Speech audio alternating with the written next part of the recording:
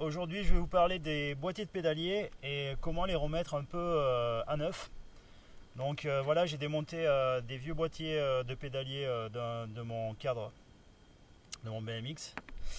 Alors pour commencer, c'est pas très compliqué, il vous faut un tournevis, un peu d'huile, éventuellement de l'essence ou du WD-40 dans ce petit récipient et on y va. Alors déjà, la première étape, c'est d'enlever cette protection en plastique qui en fait c'est pas un joint d'étanchéité, c'est juste une petite protection en plastique. Donc pour ce faire, c'est pas très dur, avec un tournevis assez fin, tout petit, vous allez faire un petit mouvement comme ceci pour décoller. Tac, voilà.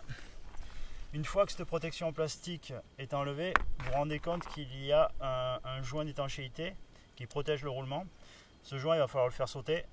Donc un peu le même principe que pour le bout de plastique. On se met dessous et avec le tournevis, on le fait sauter. Voilà. Donc là, vous avez le roulement qui est apparent. Ce roulement-là, en général, il est gavé de saleté. Si c'est le cas, vous le laissez tremper dans un mélange d'essence et un peu d'huile, ou alors dans WD-40 comme ici. Vous laissez tremper pendant une demi-heure.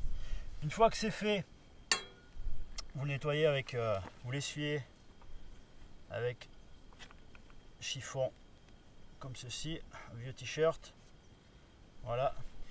Une fois que c'est fait, vous pouvez avec une soufflette enlever l'excédent comme ça. D'accord.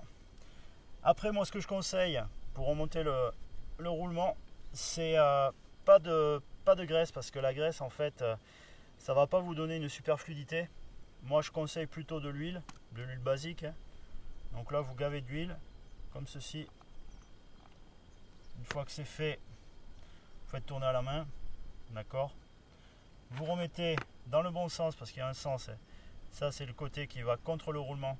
Vous remettez le joint d'étanchéité avec les doigts, tout simplement. Et après, vous n'avez plus qu'à enfiler cette petite bague en plastique, comme ceci. Voilà. Et là, vous avez des roulements qui tournent quasiment comme neuf. J'espère que vous avez bien aimé ce petit tuto Fab MXR. Il y en aura d'autres. C'est des tutos assez simples et pas chers. Voilà. Donc, à la prochaine. Bye bye.